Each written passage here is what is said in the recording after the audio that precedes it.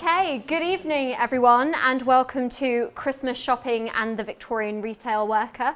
I'm Alison Moulds and I'm going to start my presentation by showing a Christmas advert that some of you may be familiar with. It's from this year and it's the Currys PC World Christmas advert. It might become apparent why I'm showing it in a moment. Hey Google. Huh? Play some Christmas music. All right. Good King Wenceslas looked out on the Christmas tree.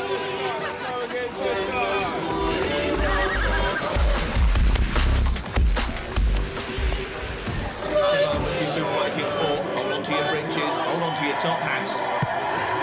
Huzzah!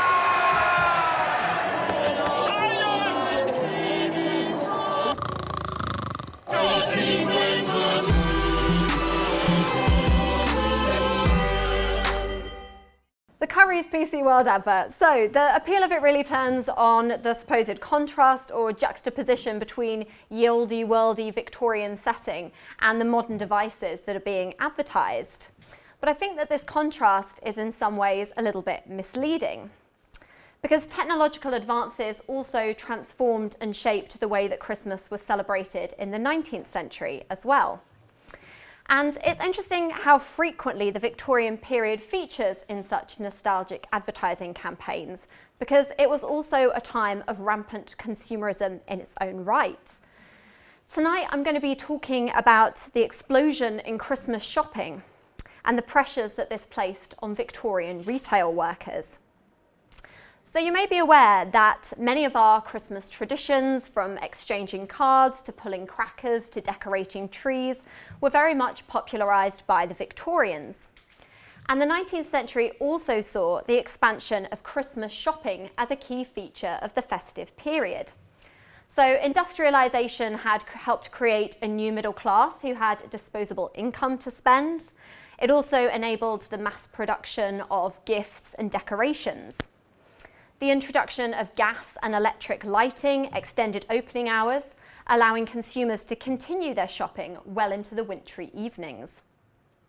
So if we just look at a couple of images. So this is an illustration of a Christmas market full of seasonal produce from a book about Christmas in the 1830s. And the image on my first slide was of a department store in the 1930s. So if we think about this 100-year period, I think these images show a big shift in shopping practices. By the late 19th century, there was considerable anxiety that shop assistants were overworked and underpaid. Long working days were fairly standard.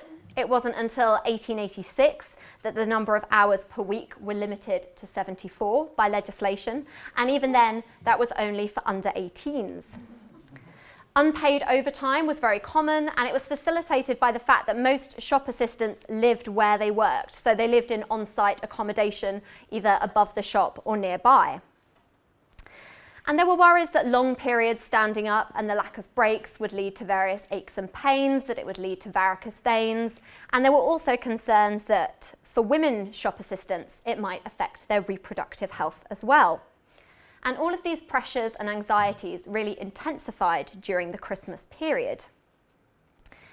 In 1884, a campaigning barrister called Thomas Suthurst, and he was president of a lobbying organisation called the Shop Hours League. He published a book called Death and Disease Behind the Counter, and if anyone has been out in the concourse area out there, they might have seen that there's a stall that I'm running also called Death and Disease Behind the Counter. And the purpose of this book was really to raise awareness about the plight of shop assistants. And Suthurst gathered together stories and personal anecdotes from shop workers, and quite a lot of these touch on the pressures of Christmas, and I wanted to share some of these with you today. So Emma, a 19-year-old draper's assistant in Peckham Rye, London, reported that her fortnightly half-holiday was suspended as early as November, the beginning of the Christmas retail period. So then her only day off will be Sundays, which was fairly common at the time. Albert, a 26-year-old draper's buyer in Mile End, described how a typical working day at Christmas time would last 14, 15, or even 16 hours.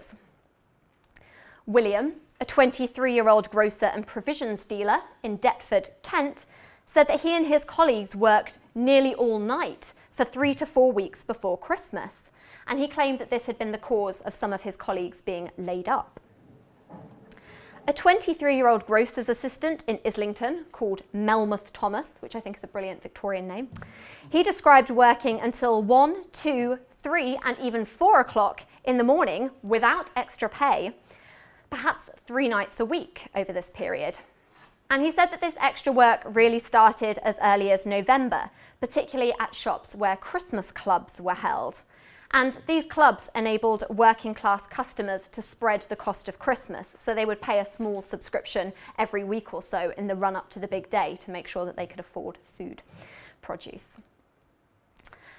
Charles, a 25-year-old draper on Oxford Street, told how one of his friends, a grocer, had his health completely ruined through severe work during the Christmas trade. The friend died, and the cause of death was allegedly attributed wholly to overwork by the attending doctor. William, a 35-year-old grocer from Brixton, described how at Christmas time he often worked until 3 or 4 a.m, only to be up again at 8 o'clock. On the 23rd of December, he started work at 7 a.m, working through until 6 a.m. on Christmas Eve. He was back at work an hour later at 7 a.m. and worked through until midnight. So then, on Christmas Day itself, he catches an early morning train in order that he can spend the day with his friends, though he says by this time he is feeling more dead than alive. Unsurprising, perhaps. And my last story is from a grocer's clerk, 28-year-old Alfred George in Peckham, who similarly complained of long hours over Christmas, again with unpaid overtime stretching into the early hours, because of course if you live where you work, there's much more ripe for exploitation. And this grocer's clerk said, "I, with my fellow assistants, are, of course, with this system of slavery existing, rendered totally unfit to enjoy the most festive and jovial season of the year, and he pleads for this gross tyranny to be swept away." So common themes across these stories are the long working days, often running into the early hours of the morning, the extended run-up to Christmas, often beginning in November, the inability to enjoy or appreciate the festivities when they do come around because of the overwork, and the long-term impacts on shop workers' health as well. And we can see that some of the main pressures seem to be on grocers and drapers, those most closely involved in the Christmas trade. Now, Sutthurst's book was written for a lobbying purpose, and it's likely that he chose some of the most extreme stories to make his case. It's also difficult to determine to what extent he might have shaped or changed, adapted some of these stories. But among philanthropists, social reformers and the medical establishment, there was considerable agitation about the plight of shop workers. And many of these commentators highlighted the pressures of the festive period. So another key voice in the campaign was the medical journal, The Lancet.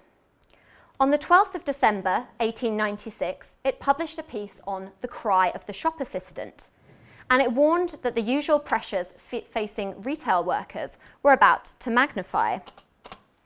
And it said, "A week or a fortnight before Christmas, the half-holiday rule is suspended by many proprietors," or earlier, as we saw in the previous story. "And life in the shop becomes one continuous round of toil.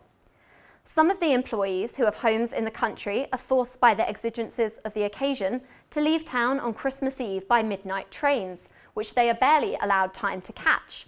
And thus, with mental and bodily powers exhausted, they reach their homes to take part in festivities which, under the circumstances, further exhaust vitality." The journal appealed to its readers to consider how they, as consumers, could help alleviate the stresses and strains facing retail workers. So in 1900, it published an item entitled "Christmas Shopping and Public Health." And once again, it highlighted that shop assistants were working long hours over the Christmas period at great risk to their health. It encouraged readers who were able to do so to shop during the day rather than the evening, preferably before 5 p.m. And it also encouraged them not to leave present buying to the last moment. Maybe familiar to some of us. It said, In defence of the health and happiness of a large section of the community, we appeal to all intending purchasers to think not only of themselves and their purchases, but also of the interests of those tradesmen with whom they intend to deal. It will not cost more to buy earlier in the day and somewhat sooner in the season, but it will distribute more evenly the work that has to be done in satisfying the demands of the consumer, and thus will mitigate the unhappy and unhealthy strain that weighs so heavily on shop assistants at Christmas time. So the article championed the idea of what we might think as the ethical or conscientious consumer. Rather than saying that you shouldn't shop, it encouraged people to change their shopping habits and practices so as to benefit workers. And it did emphasise that you should do what you can. The article admitted that not everybody could shop before 5 p.m, of course, due to work. In recent decades, there's been a huge boost in ethical consumerism, whereby people try to reduce their impact on workers and the planet. There are also, of course, campaigns to support the local high street and to support independent shops against the rise of internet retail. And here we might see something of attention, how to safeguard physical shops and guard against job losses without piling too much pressure on those who work in them. And nowadays we also worry about the difficulties faced by workers that we can't typically see, those in Amazon warehouses, for example, or delivery drivers who we might glimpse only fleetingly.